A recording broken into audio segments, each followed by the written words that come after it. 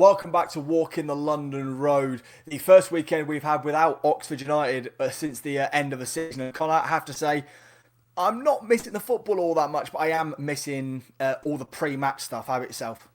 So am I, yeah, not particularly missing the football, but I am missing the people that I sit around and the usual punters that you see either in the bars or the pubs. It's been strange. It's been strange. And we have the World Cup coming up a month today, Sam, but it's just not going to be the same, is it? But, roll on the middle of August, what, another 3 months or so?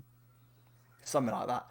Yeah, 100%. I mean, I think we'll all be very excited when those pointless pre-season friendlies come up, whether they be against like Solihull Moors or Oxford City or whoever it ends up being this time around. Hopefully, we get a little international trip. Maybe as far afield as Northern Ireland with the amount of internationals we've got. But like I said, welcome back to the podcast, folks. Before we get started, please remember to like, comment, and subscribe. Massively helps out in the algorithm.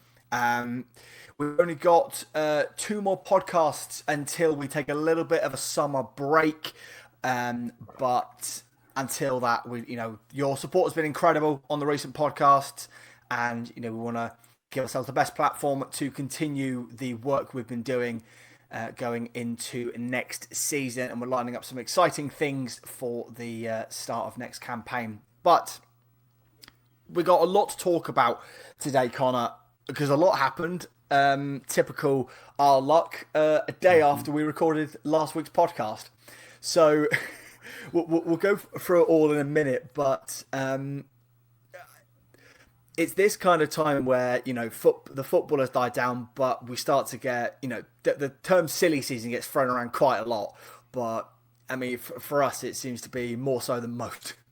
Yeah, the term silly season is usually used in F1 for either drivers or team principals. But I think that what happened in terms of our silly season, which we'll get onto, I think it came out of the blue. I'm not sure about you. I certainly wasn't expecting it. I don't think a lot of the fan base were either. But also when it came out, it wasn't like it was a huge shock anyway. It was a bit like of a bit of a like, right, okay, then that's changed, that's Yeah, done.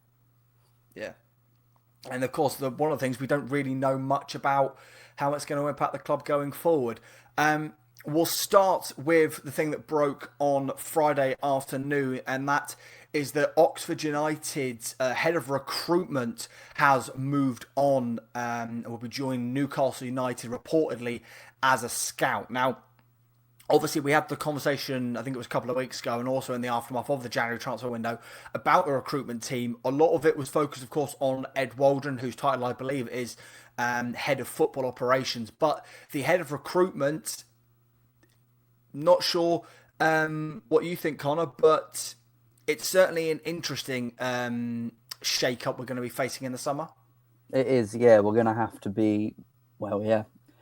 It might be a bit of a shake up and a rebuilding of our recruitment department, which I guess for some fans might come, as a bit of fresh air after, it's been perceived by a lot, including myself, that some of the business that we've been doing in the past 3 or 4 windows potentially has not quite been what we needed, and maybe some fresh ideas needed to come in the building that aligns with what the club identity should be. And I think that this move up to Newcastle, I think, again, might have come as a bit of a surprise to many fans who've been skeptical about the business that we've done over the past few windows, and maybe a case of him failing or falling upwards. But if Newcastle see something in him, then there's an argument to be said that he hasn't exactly done too bad of a job.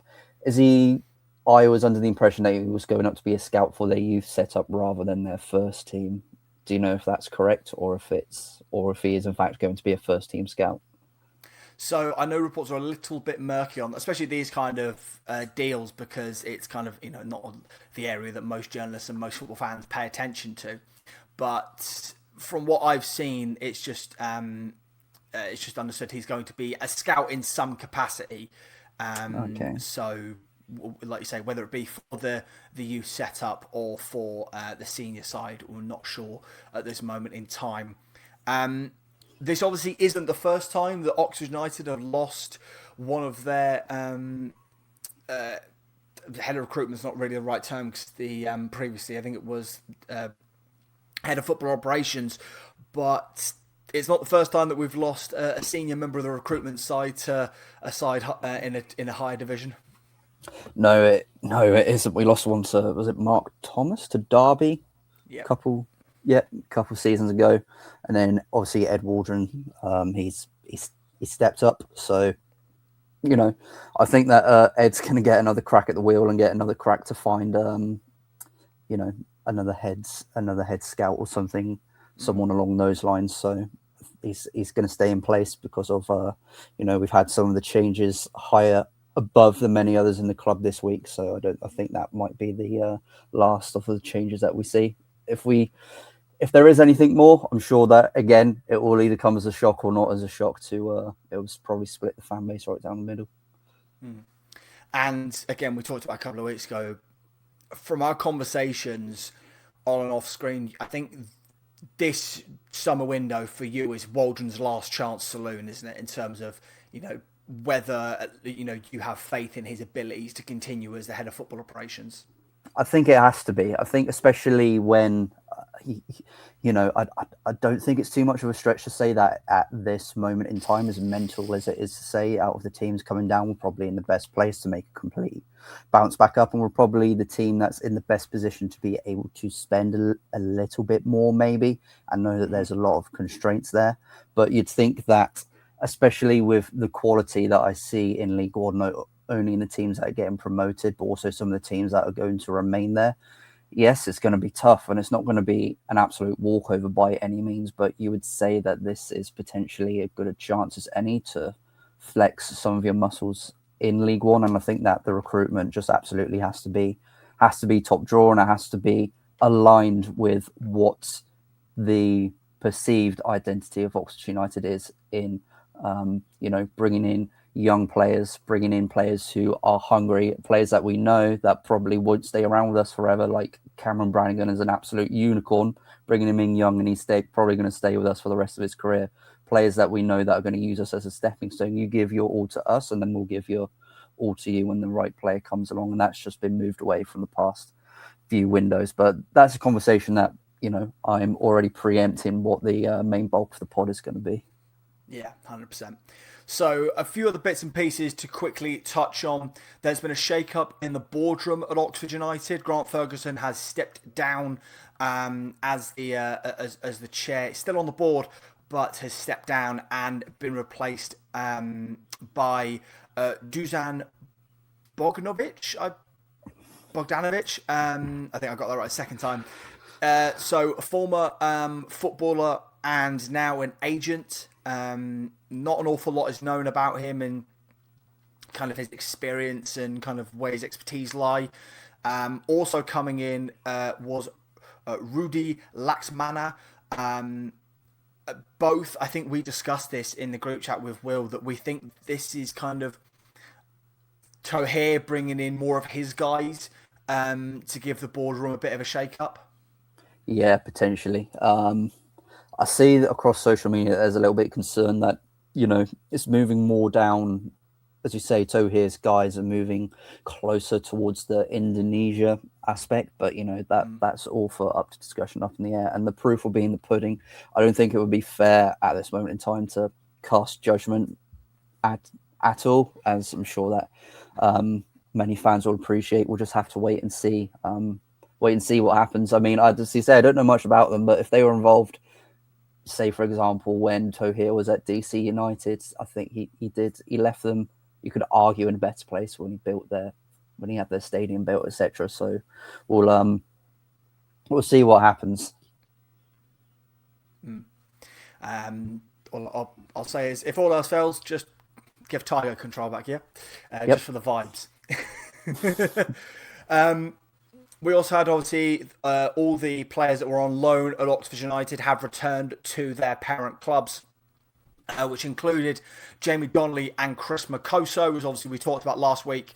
Their potential options to buy were not triggered by the football club, and they have returned to their clubs. And as we talked about last week, I think for me, I would like to have kept Donnelly. Makoso, there'd been something obviously with Bloomfield the rest of the loan players, Karnak obviously had a brilliant end to the season, and obviously we'll talk about the other man in just a minute. But any surprises for you in those loan departures?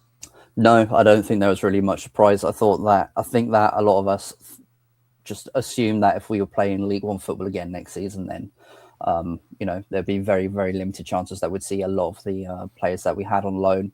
Especially, for example, like you mentioned Donnelly there. Even if we were in the Championship, I don't think that we'd have much of a chance of signing because of the reported release fee of about $4.5 million, even if it was paid over in instalments for the resources that we're able to use. I think that would be it would be a huge gamble, I think. And obviously the other man we've waxed lyrical about enough, Mr. Will Lancashire.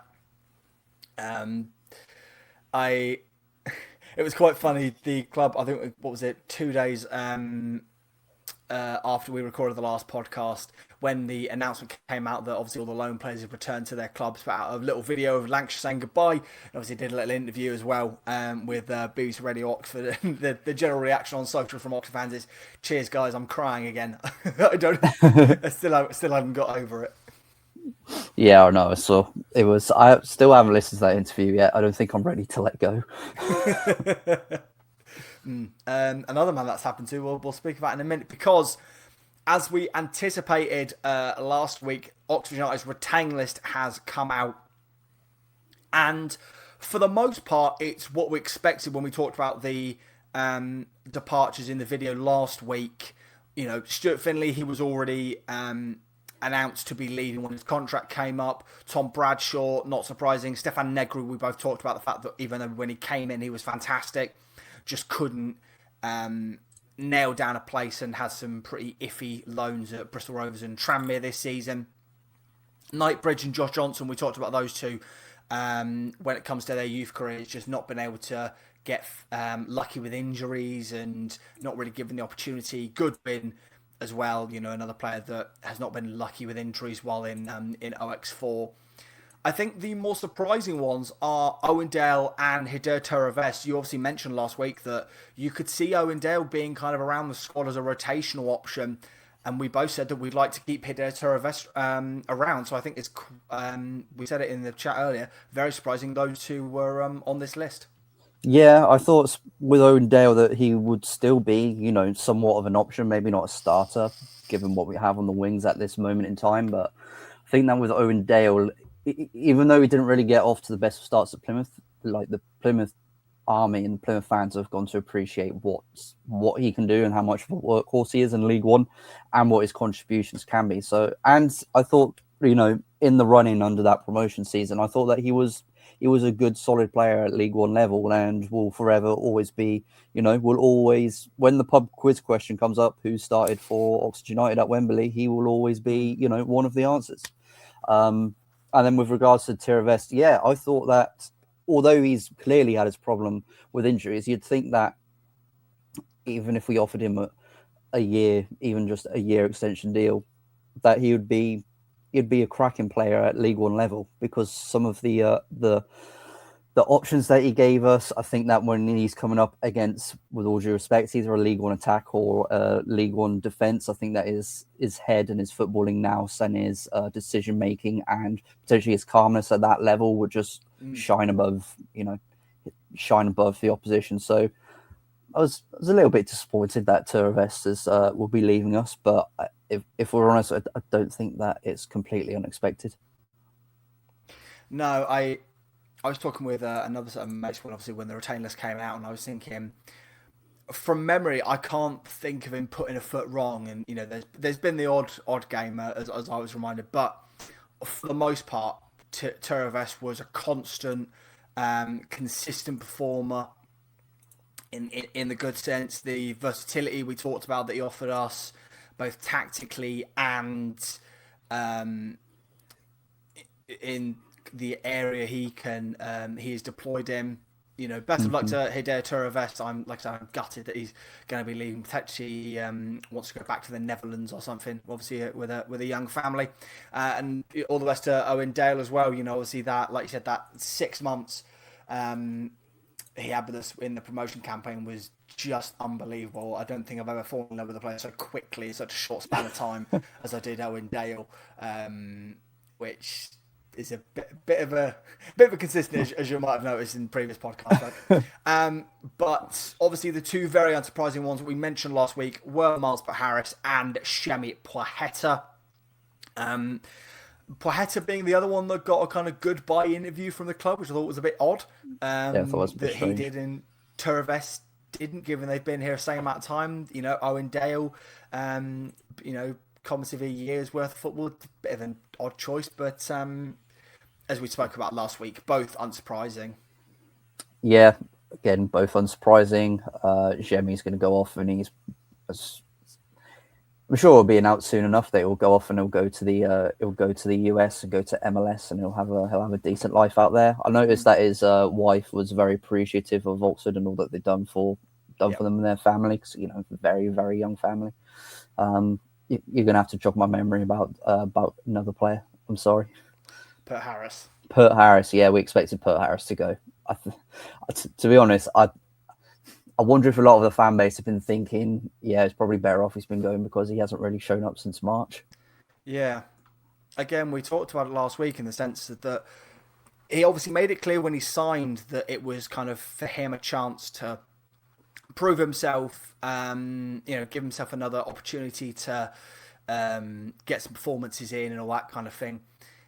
And again, I mentioned last week's podcast quite a few times already, but in that we talked about the fact that off this 6 months, okay, first handful of games, yeah, 100%, but the latter half where he properly faded in Oxford United shirt, what championship side is going to give him a chance? Because, or at least without him having to take a significant pay cut, because I don't think there's going to be any in the top half that are going to take a chance on Miles Harris. As good a footballer as I think he is, his recent performances haven't given him really the springboard to warrant one of those moves. That's fair enough. I would not be surprised if he goes to a Lincoln or a Cardiff or any team that's promoted from the League One playoffs. As you say, I can't. Even some of the clubs that finish a couple of spaces above us, Sam, I can't really see him going there. So, and plus the fact when we signed him, he was still a Brentford player, but we got him off the books on a free one way or another, and he hasn't got that now. So if he wants to play championship football, it might be a case that he doesn't really have a choice. Yeah, 100%. But best of luck to all the players that are departing Oxford United. We say this for the majority of players that have worn the yellow shirt. Once a yellow, always a yellow. Yes, absolutely. So, our main topic, we mentioned it last week, Connor, that we wanted to talk about the youth, because since promotion, it's been a real lack of youth players getting opportunities in an Oxford United shirt. Now, again, we mentioned it when we were talking about centre-half additions last week, that this football club we love, and it's part of kind of under the KR regime we kind of built on, which was bringing in centre-backs from fashionable leagues, giving opportunities to prove themselves, and then selling them on for big profit. Also under KR's regime, not an awful lot, but there was still a couple of examples. He loved giving the youth a chance. Mm-hmm. And that, for me, is something that's really disappeared over the past couple of seasons. Like I say, since promotion, we had, I think it was Leo Snowden and Louis Griffiths, I think, under Des Buckingham, were given senior debuts in the Virtue Cup. Also, the likes of Richard McIntyre, George Franklin, a couple of other youngsters were given a chance around that time, but not entirely unsurprising that no youngsters have been given opportunities since we came up to the Championship, given obviously every minute counts. But it is disappointing because, seeing youth players make their debut is one of the best things that you can experience as a football fan, someone representing your club. Yeah, exactly. It's been, Yeah, it has been disappointing, especially at championship level, that we haven't seen anybody that's made the step up. You know, because the club's been quite consistent. Might be talking out my backside, but there has always been at least one player who's got league minutes. You know, when they've been promoted from the youth team. Yeah, I mean, when you like the most obvious one being Tyler Goodrum, and then you think how you know when he first stepped onto the pitch, people knew about him, they heard about him, but coming on for his full league debut and then scoring the way he did against Cambridge, that's what Oxford really is all about. That's what we love. It's been no surprise that we haven't seen as many of our youth team maybe as we'd liked, given who one of the incumbents has been over the past 12 months and his seeming reluctance to use youth. But I think going down into League One, it might change a little bit because Matt Bloomfield does like to give players their chance and give youth players their chance, especially. Sorry, I'm going on a bit of a tangent. Especially when we have two youth teams that have won their leagues this season. Yeah. And I had people around me and we were all agreeing, like, why have none of them been given a chance this season? Like, even if it's for 15 minutes or so, or at least get some exposure in and around the first team on match day. 100%. It's, and we'll talk about that previous incumbent in a second. It is wild because, like you say, the most recent academy graduates to be given significant minutes are Tyler Goodrum, and before that, Gatlin O'Donkor. I've just got the stats here. So, Gatlin back in League One under Carl Robinson in his last season got 29 played 29 league minutes, or not 29 league minutes, 29 total appearances, I should say. Majority of those, of course, being substitute appearances. And then in the following campaign, 20 appearances. And Gatlin is, I think, a prime example of, you know, if you give a player a chance, they will develop. Look, has Gatlin become the best player in the world? Has he become good enough to start for Oxford United? No. But there was definitely kind of a slow improvement in Gatlin's ability when he was given more minutes. I went back and had a look because I remembered there was 2 youth players who have been featured in matchday squads this campaign. So most recently, Mo Masanga against Birmingham. A lot of club socials focused on him. You know, this very talented young footballer not given an opportunity by Matt Bloomfield. Big kind of missed opportunity, I think. Like you say, even when, 10, 15 minutes we're already losing. I think we might have already been losing 2-0 by that point. You're not going to get back in the game, really, against that Birmingham side. Bring on Mo Masanga to, give him those extra minutes we've had in the past couple of seasons. The youth teams have played at least a game at the Castad in the FA Youth Cup, and we've done that for the past couple of seasons. It's been a fantastic opportunity for them. A lot of the senior players have turned up to give those youth players an experience of, the full, more professional match day.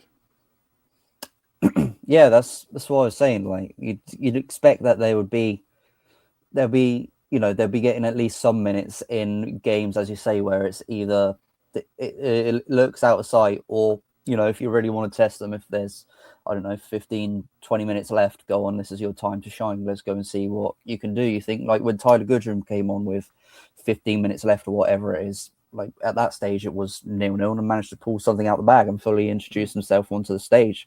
And I forget how young Gatlin O'Donkor is. He's only 21, and he's been on his recent loan spells. He went to Barnet, where he just seemingly became the greatest player that the National League has ever seen. Absolutely prolific goal scorer.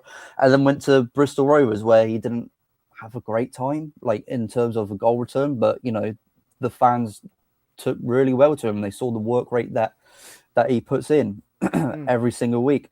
And especially when during this season, when we've seen players on club socials like Leo Snowden, who was returning a ridiculous amount, like 40 odd in 25 games or whatever it is, something along those lines. I'm paraphrasing with that data, but you'd think surely just give this give this kid, even in a FA Cup or a League Cup game, give him 20 minutes or so, see what he's like. So that's what I've noticed over this past season, even in FA Cup games, or in cup games, sorry, all three that we competed in, just a seeming lack of even just giving these players just a little bit of exposure. And as you're saying with Mo Masanga, you think, what an absolute waste of a space on the bench. Just give him some minutes. I sincerely hope that when that next season we find some way that we can start to integrate these players again, because we've done pretty well with either youth signings or bringing through youth players. 100%. I mean, another example is Jack Lee, who was on, again this season, a frankly ridiculous goal-scoring return for the youth sides. A lot of talk around them. I think that there was a small group, I think it was just after Bloomfield came in. I think it was Mobasanga, Jack Lee, Snowden, and maybe AJ Patel, I think I was told, that were training with the youth, with the senior team, and getting in amongst things in that setup, and none of them were given minutes. I mean, looking at Leo Snowden, he's been on the bench twice this season. The 1-0 win over Colchester United, which I think was the game that the club basically took him away from playing in a youth game to have him involved in that matchday squad, and then Rowett didn't bring him on. And then the same when we got tonked by Brighton in the round after. That's a prime example where I think we might have been 5 or 6-0 down with 15 minutes to go. Just bring on Leo Stone, give him an opportunity to show what he can do, to just get some minutes in his legs, because like you said, the football club, we are built on this. We're not as the most successful academy in the country, but the connection that we have, just look at the last couple of years, like you say, Gatland Dunker, Tyler Goodrum, Matty Taylor, Sam Long, the connection we have with the players that came through the academy. Obviously, the one exception to this is Tyler, who's obviously born in Wycombe. I think Gatland might be born in Reading. But the point still stands that when players come through the academy, especially if they're local, they get such leeway from the fan base, and that can only aid their development. Callum O'Dowda, Shandon Baptiste, trying to think of other others that come through. Like, these are players who have been playing at a high level and have made, quite frankly, have made us a lot of money, and they've got on to represent their respective countries. So, I'd like to think that, especially after the season that we've had with a particular loanee in Will Lancashire, that a lot of clubs will look at us and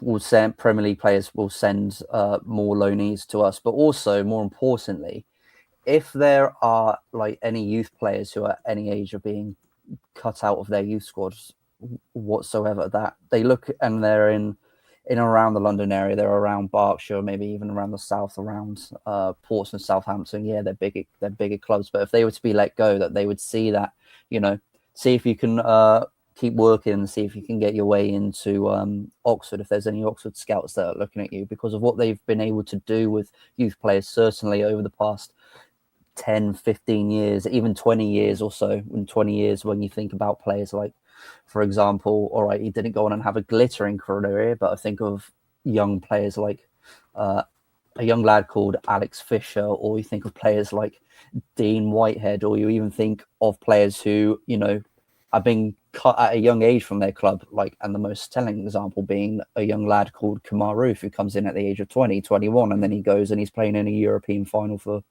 Rangers a few years later. So this is what I was saying earlier, that this club we know what we are. We're never going to be top of the tree, but we know that you can be, if you work hard and give your all, you can be a springboard to go on and play football at a higher level and, be financially rewarded tenfold for it from what you would be at Oxford. And I know this is going to sound like a very generic kind of sweeping statement, because, every football club aims to do this, but it is kind of one of the principles this club believes in is, play good, forward-thinking football and give youth a chance. Exactly. Like say, I mean, you even go to players that didn't come through our youth setup, but were brought in at a young age, like likes of John Lundstrom. Look at the career he's gone Hmm. on to have. Obviously getting that. I mean, there was the parade, wasn't there? There was Lundstrom, Ledson, Rothwell, Herbie Kane had that really good short spell with us. Obviously we've talked time and time again about McNally, Atkinson, Dickey, Mark Bulldog. Sykes, Baldock. Yeah, may rest in peace. There is a serious track record at the football club of you come here, you get game time, you perform, and you get a move to a side higher up the divisions. I mean, another example is, and this is a bit of an odd one. I don't think he would have stuck around with us as long as he did if he wasn't a local lad, and that's Josh Ruffles. Yeah. Obviously was I think Coventry was still above us when we brought him in. I think he was just kind of let go and thrown to the side, and came in. Obviously got a hell of a lot of game time. The helped obviously, like I say, that he's a local lad, and then goes on to get snapped up by Huddersfield, and if it wasn't for injury concerns, I think he would have been, he would have continued going higher because the quality and the versatility that Ruffles had. I mean, like this might be a bit of a stretch, but I think you all get what I mean. You look at what some youth players in the Premier League, like Nico O'Reilly, like Josh Ruffles, like Alexander Zinchenko. Ruffles did that before all of them. He was a centre mid and got converted into a left back. He was, yeah. I was under Appleton, wasn't it? That he got converted, started as centre back and slowly transitioned into a left back. He was actually one game away from the Premier League, and when they lost to Huddersfield, lost to Nottingham Forest in Yes, he was. Yeah. in the Championship playoff final. Josh Ruffles was actually my favourite Oxford player before he left. Absolutely loved that boy. One of many that, like I said, because local lads always, I think, spark the romanticism in all of us, because whether a couple of lads from Kidlington or Bicester lads or whatever it might be, seeing, I think we've talked about before that Oxford is, to those of us that live in the county, it feels like the smallest place in the world. Like everyone knows each other, and I mean, even now, all these years on, there was, I think that some Irish football account had done like a profile, because obviously Ferencváros won the league, and they did a fact profile on O'Dowda, and it was O'Dowda, 31 or 32, however old is, left winger, born Kidlington, and I was like, yeah, I know that place, and it's just that kind of thing. Do you know what I mean? It's like when you see your hometown come up in the local or in the national news or something. Yeah, that's usually all for the wrong reasons, though, isn't it? Yeah. But it's such a key thing for the club's identity. For, I mean, an example of a player who's didn't come through the Oxford Academy, but you look at the impact that they made and why. You mentioned the likes of Shannon Baptiste, who I think was born in Reading and got released by their academy, but obviously got a chance through us. Another example of someone who came to us, a bit like Ledson or Lundstrom, was Peter Rose Brown. Yeah. Like, I think he was released at 22 or 23, I think, from Chelsea, and has been associated with the club since that day, and that's what we're going like 42, 43 years at this point. Yeah, exactly. We've been doing it for decades, Sam. Decades. It's literally what our identity is, as you say. And obviously, the previous incumbent that we mentioned already, who was in charge of those two appearances that Snowden was on the bench and didn't bring him on, when he came in, there was a lot of talk from Millwall fans and from Birmingham fans that he'll give youth a chance. He'll give them an opportunity. From memory, the only kid that he brought on the pitch was your friend of mine, Marcelino Ferdinand, on the final game of the season against Swansea. Yes, I do think that. Didn't he also get a chance against Exeter in the cup when we lost 2-0. He did, yes. And dude, that was probably more. You're gonna play him, Gary. No, no. Are you gonna play him today, Gary? No, no, Gary. Are you gonna play him? No, no, Gary. Are you going to play him? Yes, I'm gonna play him. Yeah, no. As soon as Ole came in, the need to play Marcelino disappeared significantly. Yes. But it's I think we've said it already quite a few times in this podcast, but it's such an infuriating thing that we have seen basically none of it in our time in the championship. And like I said, I can completely understand the reasoning because the club wanted to focus on staying alive in the division, but at some point, I mean, that last game of the season against Swansea, why weren't there, more youth players involved in that just to give them minutes, just to give them an opportunity in that team? Doesn't matter if we would have got whacked 5-0, that experience for those players. I know a few of the youth players went on the Indonesia tour and looked all right. Obviously there was the slight incident that James Golding had, but other than that, I thought he looked pretty solid. There were a couple of other lads that were on that looked to have a good tour, and then Nout. This would sound like a pretty basic statement to make, but you'd think that now the past 3 seasons or so, we're using 3-4 seasons, we're using 5 subs in a game. You'd have thought that at least, at some point in the season, at least one of them would be used for a youth, youth player in the league. Because as I said before we started this podcast, like in cup games, I know that there's been like a lack of them like this season, but in the league, like that's really where fans want to see, some young players see what they can do in that really high pressurized environment. Not saying that cup games aren't, but have you got that bit about you? Have you got the balls? Have you got the zeitgeist? Have you got the grit between your teeth to be able to go in and show what you can do? Thought of another player as well when he came in on loan for 1 month. You remember Jordan Graham in his first spell? He came in, his debut was against Swindon in the JPT, and he was making himself look like prime Messi. Just whipping in ball after ball after ball after ball. I mean, Nathan Holland, another good example. Yeah. Marcus Brown. Yeah. Oh God, I miss Marcus Brown. So do I. Insanely, can we bring him back, please? We need a number 10. Imagine bringing him and Steve Seddon back in the same window. That'd be mental. Yeah. But it's I'm not sure there's much more we can kind of say because I think we're at this point just going around in circles. But yeah. I think the point is very clear, and I know something that a lot of the fan base has been crying out for, especially when it appeared we were not going to survive. Just quickly touch, because we mentioned Rowett. We were told when Rowett came in that his track record was giving you a chance, and we didn't see it. Across Bloomfield's previous clubs, could you tell us kind of what his track record has been?